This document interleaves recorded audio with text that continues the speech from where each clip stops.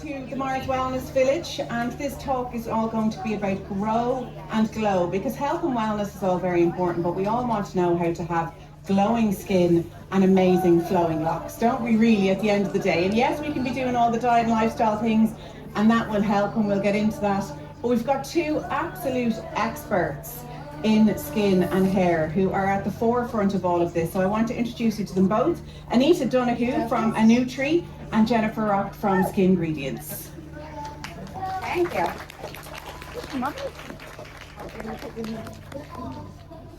You're both very welcome. I, for one, can't wait to pull all the information out of both of you. Jen, let's start with you. For those who don't know you, and I don't think there's many who don't, because you've got such a successful business with the Skin Nerd and Skingredients. Tell us about why you started out in skin and where you are now. It's such a good question there. I suppose if I answer truthfully, I suffered on my own skin as a teenager to the point that I was teased, and I suppose that has a psychological implication. And I started to, at a very early age, realise that there's a correlation between confidence and skin and just feeling like the best version of yourself. And now I fast forward to being in the skincare sector 20 years, and I think it's still the same. Like, even over the last 5 days of being here at Bloom, we've met hundreds of phenomenal people over at our stand over there, and people are just saying, I don't know what to do, I don't know how to do it, I don't know what to use. And why do you want skincare? You want that clarity, you want to feel confident, and we actually deserve unashamedly to feel good in our skin. Now, it is an organ, so there's a health element, but there is an aesthetic and confidence element too. So our goal is to simplify, clarify, and give you the right ingredients as to what you need so that you feel damn good in your skin. And not only do you have your amazing product range, but you also have the Skin Nerd, so you're speaking with people all of the time about their skin concerns. We've consulted with 100,000 people one-to-one on the Skin Nerd over the last few years, so there's no denying that we, I'd say, have a really good pulse and a sense of what people want. What do they want to use, what do they not want to use, what are their purchasing behaviours. So that allows us then to really understand what works, what doesn't work, and how can we guide you. And then all of that information then was kind of huddled together, if you will, and that's why we created Skingredients. So Skingredients is essentially ingredients for your skin. It's like a checklist, like a dinner plate. If I sense checked here today now, we all know we should be drinking water, right? There's a little bit of a ripple. Carbohydrates, protein, the list goes on. We know we need for our bodies inside. Whether we do it or not is a different day's conversation, but the same premise applies outside. So our whole philosophy is about skin health, longevity, key ingredients, making it simple and choosing what's right for you. Yeah, because it has got very overwhelming, hasn't it? Social media and the internet is amazing that we have all of that information at our fingertips. And if you have an acute skin condition like, say, psoriasis, you can, connect with the community, get tips and tricks online, but then that can be dangerous. You can get overwhelmed by the information, you can get misinformation. It's a busy landscape. And actually a recent report from Mintel stated that 80% of people globally are actually confused as to what to use. So if you go to, and we do this a lot, like we talk to our clients obviously all of the time, but you go to their bathroom press and there's just a myriad of products from lots of different brands, they've got it from many different places, but often this is the hard part that I struggle with, is that we call our client Kate just to make her personal in all our meetings, that she's not just a figment of our imagination, she's actually really a beautiful person. And so the common denominator is that Kate is at the bathroom at night, it's herself, the mirror, her products, and she's not sure if she's doing what she's doing is right. So is the money she spent, is that correct? And there's a huge emotional part of skincare that I think that has still yet to be addressed. Yeah, and we might touch on a little bit of that today, but I want to bring Anita in. Anita, tell us about you and your brand and why you wanted to get into hair and hair health. Okay, so my name is Anita Kucsera and I've got 20 years experience in the health, beauty and hair space. So myself and my husband, we're 10 years salon owners, but I've also worked in the health space and the beauty space, actually where me and Jen met each other 17 years ago. Really? You're so shocked that we're working together this long, yeah. So we, our salon is 10 years old, and Annutri is an Irish brand. It's a supplement brand and a topical scalp brand, and we manufacture here in Ireland. And every week we get harrowing emails to say that we have changed people's lives. I originally started in the industry as a beauty therapist because I loved making people feel well. I loved making people feel confident. And I'm just so grateful that I'm still here today doing the exact same thing. Because we often focus on styling our hair, and look, I love nothing more than getting a good blow dry, or all the products are really helping make it easier at home. But you're all about protecting your scalp hair, your scalp health, and the growth of your hair. So what's growing out is healthy. Yeah, so like I always divide it into its hair growth and hair health. So what a lot of people don't realize is that as soon as the hair comes out of the follicle, it's called dead keratin. So this is dead. So your shampoos and conditioners will help the texture or the structure of the hair, but will not influence the growth of the hair. The growth is influenced from the inside out. And typically what happens is your body is this machine, and its job is to keep you alive. Your skin, hair and nail are called your secondary organs. They're your non-vital tissue. So when you're stressed, when you're in perimenopause, is a physiological stress.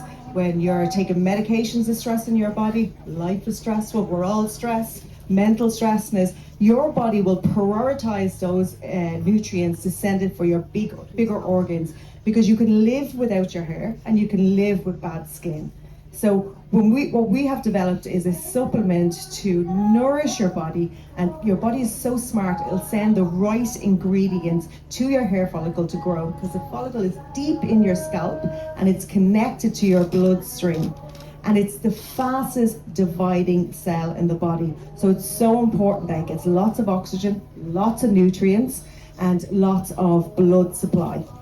And you're right, from a survival point of view, we can live without our hair or our nails, but we don't really want to, do we? Because when our skin is bad and our hair looks bad, or I know you meet a lot of people who have had acute hair loss, that really starts to impact on your quality of life, doesn't it? Yeah, it's, some of the emails that we get, it's just so linked to your identity. I actually started Annutri because of my own hair loss journey. I went through IVF, 5 years, unexplained infertility, and I started to have hair loss, stress-related hair loss. And because I had worked in the health industry, I started to look at the supplements, and I just couldn't find anything beyond the hype. No before and after photographs, no social proofing, and nothing, looking at the ingredients, nothing to get actually to the root of the problem. And they say 70% is linked to some sort of stress. So I got in contact with a formalist that I'd worked with in the past, and we came up with Grow It, which has had, major change, lots of people's lives. And yeah, I think the difference between our supplement and other supplements is, well, it's Irish made, so very important, is that we've got the B vitamins there, and that helps bring the stress levels down, because it's so important when it comes to hair health. Yeah, and people might be happy to hear that you've got two gorgeous boys there in the front row. So that journey ended. One was a surprise. That journey came to fruition there. Perhaps replacing the stress with another kind of stress, but a more rewarding one. Jen, let's talk about skin routines then. Let's cut through the overwhelm. What does a good skin routine look like?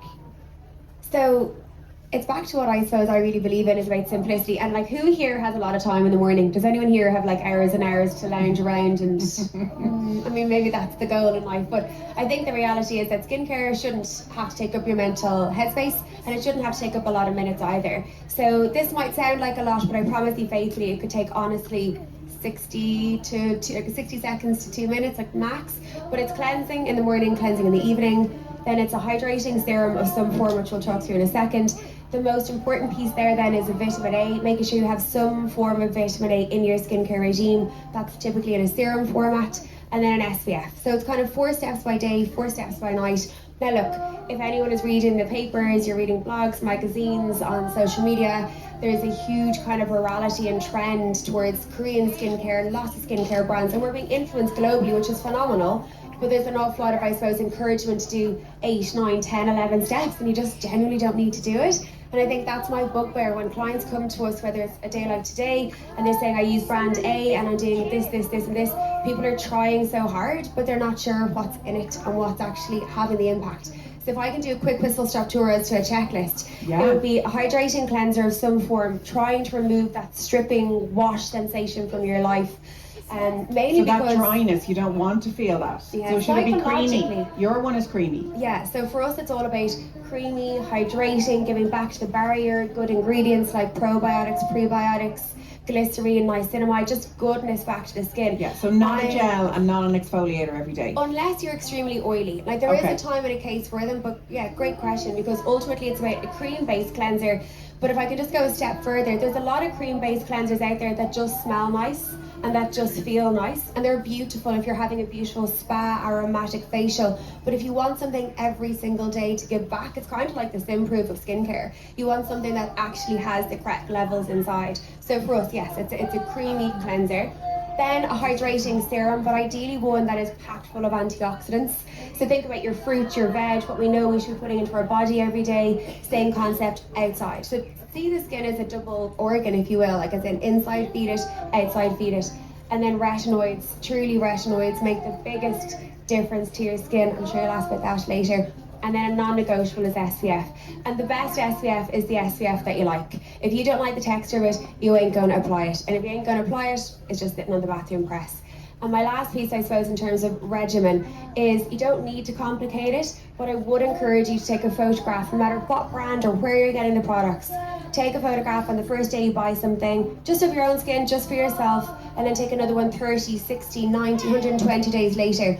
Very similar to what Anita said. Encourage that as well, yeah, because your eye grows with you as well. And the worst part is, I think, psychologically, is when you look in the mirror, what do you look at? You don't look and go, oh, I love it. Unfortunately, we're kind of focused on, I feel like, you know, my dark circles or my pores or my redness. We're unfortunately really tuned into what we don't like about ourselves. We're so emotionally close to it, we can't take a step back. That photograph allows you to objectively then go, God, there really is an incremental difference. And if you're not seeing a physical, measurable, tangible difference to your skin, then you're just using skincare that feels nice. And if that's what you want to do, great. But I think in this day and age, with the science, the clinical studies, we all deserve to use something that feels nice, you feel good about yourself, but it's actually truly helping the skin itself. That is such good advice, because now that we have the smartphones, we can do that really quickly and easily and go back and double check. I mean, imagine you had to take the digital camera, take it, get it developed, then have a look. You wouldn't care anymore, would you? It's easier now. Let's talk about scalp health then, and what that means. Okay, so when it comes to your scalp is an extension of your skin on your face. With the scalp, we don't see it that often, so because it's protected by the hair. It's a very sensitive organ as well, and it is a ecosystem of nerve endings, blood vessels, sebaceous glands. That's why when sometimes you get a nick in your scalp, it bleeds aggressively, but it heals really fast. So it's really important. I always see it as the follicle as the seed and the scalp as the soil. So it's really, really important to keep that hydrated and nourished. We do two products. We do an oil, which is an Ayurvedic treatment. So oiling your scalp, we've been doing it for hundreds and hundreds of years. You may remember your granny, oiling her scalp. In India, it's part of their hair health. They all oil their scalp every week. The only time we wouldn't recommend an oil is when somebody has, say, dandruff, because that's to do with an off balance in your microbiome. And it's a yeast that loves oil and eats oil. So we do have a tonic, which is more water-based. And then also the products that we use are biocompatible, because again, the scalp is so sensitive. It's not exposed to the harsh environments the way the skin is all the time. So biocompatible means that it is from nature, and we are nature. So your body will welcome it into the scalp. So I always recommend a biocompatible when it comes to your scalp, nourishing it. Remember, it's like that soil, and you're keeping it hydrated and nourished and free from clogs. And how often should we be oiling our scalp? So again, everything is relative. I always say this, like when it comes to your scalp, it just depends. It depends on, do you have a dry scalp? Somebody with a very dry scalp, I would say twice a week. For hair health, I'd say once a week. And the one that we have is lovely, confused with lavender, so it's really, really relaxing, because stress is the biggest factor when it comes to hair health. And we're always in a hurry, aren't we? So do you need to kind of nourish it in and leave it for a bit and then get in the shower? Well, we would recommend overnight. So we Okay. put it in overnight and wash. It's a real treat. So it's a treatment. So you put it in the scalp, leave it overnight, let it soak deep into the scalp. Remember, the follicle is deep in the scalp. So, you know, a lot of people say, oh, I bought a growth shampoo, or, you know, you're just washing your hair, you know, you're not washing your scalp. So my husband would always say, pick a shampoo for your scalp and a conditioner for the condition. Yeah, okay, I love that. And that can be a bit of self-care, can't it? That rubbing that in, Yeah. that taking in the smell of the lavender, that feeling like you're nourishing yourself and minding yourself. Again, the blood flow as well. So remember, it's the blood that feeds the follicle. So it's getting that blood flow up into the scalp as well. Yeah, and I often think that about my skincare routine as well. It's like the bookends of my day. It's a time where I can just focus on myself. Now, I love looking after myself, so there's plenty of moments in the day where that happens. But it really can be, can't it? It can be a quiet moment to yourself. I think often for some people it's probably the only moment in the whole day where you have time solely to yourself, for sure. And for me, I suppose it's about, as much as I do love that aromatic, and I think for your products it makes so much sense that you want to take that care piece, we've actually trademarked the sentence, smells don't change cells, because we feel so strongly that the smells in skincare are often what can lure you in, but the science of the smell doesn't make a difference to, back to your point, it doesn't make a difference to if you've hyperkeratinization or you've capillary damage or your pores are dilated. So it's about, I suppose, my quest in life. This sounds like an American pageant mission statement, right? But I just would love people to know that there are phenomenal skincare brands out there that can actually do more. So you're getting more value for your money, but you do deserve to feel good in your skin. So yes, at the end of the day, it's taking that time to yourself, but knowing that you're actually minding yourself and that you will see visible differences, providing the products are right. So what does a double cleanse mean? Because these are some of the buzzwords that I want to kind of talk to you about. Yeah.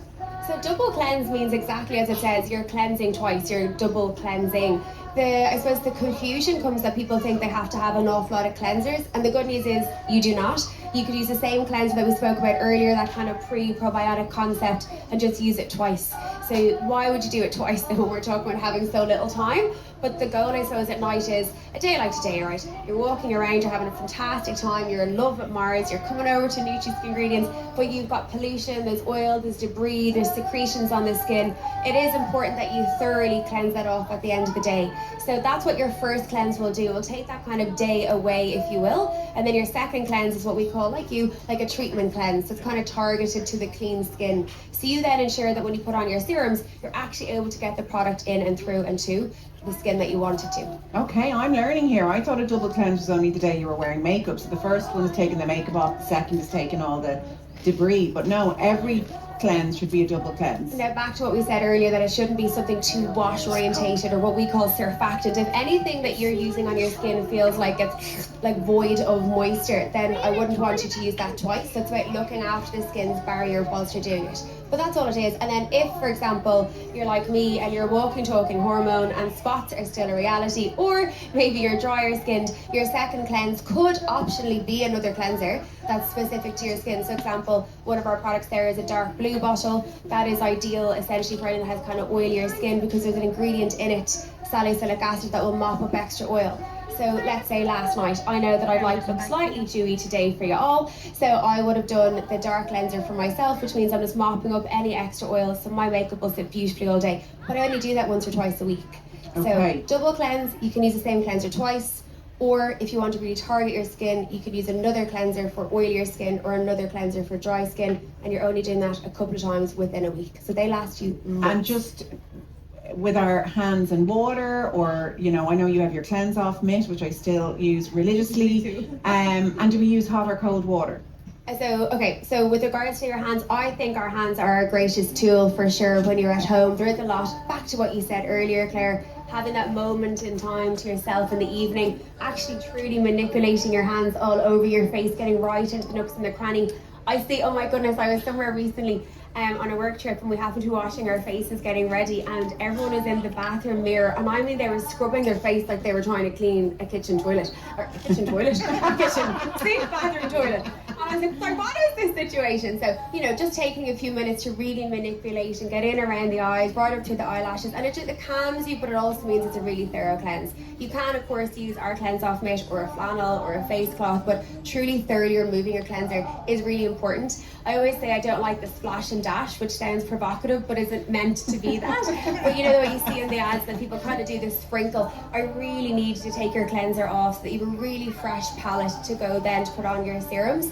And then your other question to me was about hot or cold water? Oh, it's kind of tepid. Sorry, can I be in the middle? So not too hot, not too cold, somewhere in the middle. You often hear people say that with showers you're not supposed to have them too hot. If you are going to get that really hot temperature, be it the shower or whatever, just incrementally increase it. It's the dramatics and the shock factor of doing two extremes in a short space of time that can cause capillary damage. And also, last thing, leave your skin slightly wet before you put your serums on. So we actually like wet skin in skincare. When I was originally trained many moons ago, we were taught cleanse, tone, dry the skin, moisturise. Now it's cleanse, serum, leave the skin slightly wet, and then go on with the rest of your products. One more cleansing question that I have. What about the morning after, the night before? You put all your night creams, your serums, whatever. Do you still need to do a double cleanse in the morning? So something like the cleanse off mitt or the tool that you're using to take your cleanser off is essentially like a double cleanse. So no, for example, this morning I had all my beautiful creams, lotions, potions on last night. I know I've looked after my skin overnight. Got up this morning and just do one cleanse. Again, back to that pre-pro cleanse, cream cleanse, looking after the barrier. The skin feels hydrated, and now I'm ready to put on the rest of my products. Brilliant. I could literally sit here all day, and we might just do that. Let's talk a little bit now, Anita, about perimenopause, menopause and post-menopause, because thankfully we're talking about that a lot more, but not enough, I don't think, about your hair and your scalp. So how does that change as we go through these stages? Okay, so I suppose perimenopause and menopause is a big transitional for a woman, and a lot of times we're not really ready for it. But what happens when it comes to your hair cycle? So you've got the anagen, the catagen and the telogen phase. And 85% of your hair should be in the first phase, and only 10% should be in the telogen phase. If there's any more than 10%, that is your body telling you there's something wrong. So with menopause is actually a physiological stress on the body because the hormones are shifting up and down. And also with the estrogen lowering, it makes you more susceptible to a hormone called DHT. So DHT is a hormone linked to female and male pattern baldness, and what it does is it shrinks the follicle gets thinner, and then you lose the hair. So it's really, really important when you're taking a supplement to so like we've just launched one called Grow It Meno, and the idea is our community were looking for a menopause product, but I felt like we had to stay in our lane, and our lane is hair and beauty and wellness.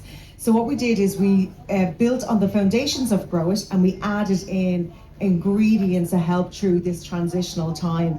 So one of them that we used was ashwagandha, and that is an adaptogen, so it helps the body deal with stress.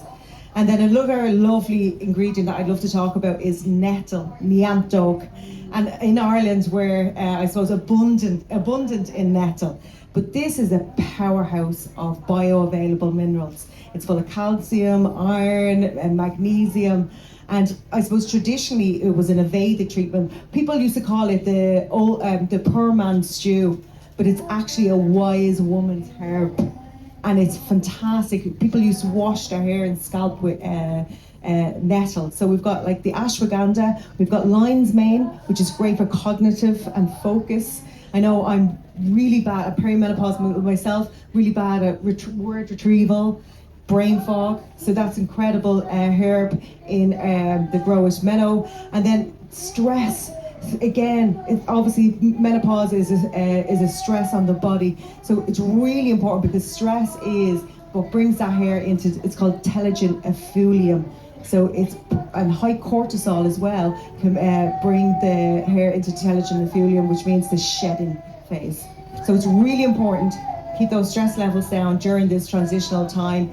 You know, increase your nutritional value. If it is a hair concern, I would definitely look at Annutri. And yeah, so that, does that kind of answer? 100%, Yeah. and it just shows about stress and what an impact it can have, transitional phases in our life and what an impact it can have, and how feeding your skin and hair from within is so important. So important. Yeah, it's so important. I suppose, you know, I'd like to say that we get enough food from our, enough nutrition from our food, but unfortunately, the way our lives are so busy, you know, they say 80% of the produce we bring in, so it's being plucked early. We used to crop manure, but now it's overcropping. I don't know whether somebody, and then there's a lot of, you know, somebody said you'd have to eat one head of, no, I think Una said it before, so one broccoli is now the equivalent of 10, you know, a couple of years ago. So, you know, I would always recommend when you're going through a stress or illness or perimenopause after a baby, a supplement is really, really important. Yeah, and as I said, I love that we're talking more about perimenopause, menopause, and you said, like, as we age, men's hair can also deteriorate and you can get male pattern baldness. But I do have an issue with how we talk about aging. We talk about like it's a very negative thing, and we just start to, you know, head off into the corner and accept less in life. And that really comes through with skin, doesn't it? Everything now is anti-aging. It's a big buzzword. Do you know what? We had this fight in the office recently because I love saying pro-aging. But if I sat here and spoke about pro-aging, nobody really gets it, because unfortunately the word anti-aging is just globally understood. But I said it actually on my talk here on Friday. There's a fine line in my world between talking about wanting you and truly wanting you to have the best, healthiest skin you can have without saying lines, wrinkles, pigment, pores. Like it's kind of entwined, talking about what do you see that you might not like, that you might want assistance with. But just touching on the perimenopausal, menopausal piece, I am delighted that it's been spoken about so much more. I'm also equally delighted that every single year, incrementally, our clients are becoming, there's more men joining our world of Skingredients. Because I think you guys are out about walking, working, you've skin too, it is an organ too. So I think there's so much shifting culturally around conversation around skincare. But ultimately, it's back to that same key ingredient checklist that we all deserve to have. But with aging in general, I would try to park that word and say, right, I am whatever age I am. I would like to look chronologically that age, like the age that I am, I should look that age when I look in the mirror. And it's just fueling your skin with good ingredients so that it is healthy. Because if we go to perimenopause, what's happening is, like within the first 5 years of perimenopause, menopausal time, you're losing 30% of your collagen, you're more prone and susceptible to light and hyperpigment. There's physical changes that are meaning that your skin does need that little bit more of an assistance and needs a little bit more resilience. So it's not just aesthetic, it's health too, and actually fueling the organ that is protecting us from all else. Yeah, and look, we don't have the bank balances of the people in Hollywood, but we still get to see these pictures in magazines and all of that. And it's not necessarily about that. It's not necessarily about, you know, being in your 70s and looking like your 20-year-old daughter. I just think that's, no, just I won't comment on that. Yeah, it's 70 is good. For me, and look, full disclosure, I love a good treatment and I love skin and I love to look well, but it's about feeling like your skin is at its best. But as you age, what are the ingredients you need to think of that perhaps you don't in your teens and 20s? Yeah, fair point. So I suppose, as we spoke earlier about 20s, 30s is kind of that key checklist of ingredients that we mentioned. That doesn't change as you get older. Same as if you're 90 or you're 20, do you still need, as you mentioned, broccoli, or do you still need your water? Yes. But when you get to the 45 plus mark, what we do tend to talk an awful lot more about, and I alluded to it earlier, are retinoids. But retinol is probably the most commonly spoken about ingredient in skincare at this moment in time. But it's actually an ingredient you naturally have in your body. It's just however long it's been since you've been 25, so you do the math, that's how long it's been that it's slightly on a decline. So ultimately it's about getting retinol and peptides and vitamin C back into the skin. We either don't make it or we did make it and it's now diminishing. So again, fueling the skin back with what it has. So everyone that we've skin scanned, and I think we've probably scanned hundreds of skins this last few days, there's a common denominator as to what we'd recommend, but we always want to make sure that you know how to use it. So if we can talk about retinol for a second, right? Yeah. The game changer ingredient, the absolute clinically proven, not just because I'm sitting here telling you it, dermatologists, doctors, pharmacists, everybody globally will agree. Cleansing and SPFing, we're hoping you're doing. If you truly want to have an impact on the skin and the damage that we have had to date, because that's usually what we're looking at, redness, dilated pores, age spots is just we've had a great life and it's just showing on our face, and that's okay. But if you want to give the ingredients back to calm it down, then retinol single-handedly makes the biggest difference. So then everyone rushes to the tent and they get retinol, great, but actually there's different forms of vitamin A. So I'm a big believer in slow and steady wins the race, right? In skincare in particular. So getting a gentle form of vitamin A into your skin every morning, every evening, and then upping the ante to what we call retinol. Why would you want retinol? If you're 25 and above, if you do have age spots, lines, wrinkles, pigment, or if you just feel like, I want to have the healthy skin, like look at Claire's skin, it glows. So if you want to have, thank you Claire, if you want, my model, but if you want to have healthy skin that's resilient, that kind of, example, if I burn myself on the oven or my GHD or whatever, right, like my skin heals so much faster now because I fuel it with vitamin A topically than like 10 years ago when I wasn't. So every decade goes by, your skin's resilience changes. I just want to put back into my skin what my skin needs to keep it healthy for my age. We do need to be careful with the actives though, don't we? Because there's so many of them on the market. We're hearing about, you know, kids as young as 13 and 14 using them, but no matter what your age is, you don't want to be doing too much to the skin. Do you know what? And I get in trouble for this all the time. And I'm sure my accountant would love me to sit up here and go, you need 15,000 products, and it's just not true. But you are right about active. So where I think it gets confusing, it's kind of similar to what Anita said. Our skincare is skincare that is clinically proven to penetrate in, so it does more than just sit on top and feel nice. That's what we call active skincare. The conundrum is that there's no legal boundaries as to what active or inactive skincare is, which is why it becomes confusing to the client. But at the end of the day, with retinol in particular, you need to start it very slowly, have someone guide you through it. So week 1, use it once a week, week 2, twice a week, 3, you do the math, keep adding it up. And again, back to that photograph, that you have that difference. And I think one of the proudest parts at why we love working with Mars and why we in Skingredients, what we're all about, is about support. So you can go to Mars online, you can go to Mars store, you can come to us online. If you're not sure what you're using and you want it audited, if your skin is now drier all of a sudden, or someone bought you another product, you don't know how to use it, it's our goal to teach you how to do it. That post-sales support piece, I think, is missing in the sector, and it's something that we're really strong about, because it's wrong of us to assume that people are only going to ever use what's on their bathroom shelf, but it's our responsibility to make sure that you get the best results from what you're using. Yeah, and for your individual skin, not just somebody you saw online and think, yeah, I'll have a bit of that. Yeah, exactly. Anita, what about the scalp scanning then? Should everybody have their scalp scanned to see where they're at, or can we judge it ourselves? Yeah, because like when you think about it, we never see the scalp because it's, you know, the hair is there to protect it. So yeah, so if we're actually doing skin scanning, free skin scanning today, so if you want to pop over afterwards with Mars, in conjunction with Mars, we'll have a little look, that little deep dive into the scalp and see is the follicles clogged. We can see if it is healthy or if it needs any kind of little treatment. So yeah, you're more than welcome to come over afterwards. Is it a scary scenario? Like, because sometimes It's people so scary. Everybody has literally, you know, been so shocked because it's a magnifying. And like, you just don't look at your scalp. We're all inclined to keep looking at our skin all the time, but we just never look at the scalp. So yeah, definitely go over it. You will be so surprised. I nearly had a heart attack when I looked at my hair. The build-up of product. Oh my God. It was, it wasn't nice. It was a nasty little environment there. We do the same with skin, and I'm sure you're the same, but I would always tell our clients, take a photograph of when you get your skin scanned, so that when you see us again, please God, next year, wow, that's that amazing. our products work so well and we stand by them so much that I'm saying, Claire, take your photo today, come back to in a year, keep using Skingredients, and you will fundamentally see a difference, not just to the naked eye, but actually where the skin cell is formed underneath. And that's the same with you. So I get my scalp scanned, use my Annutri, come back and I'll see the difference in my scalp.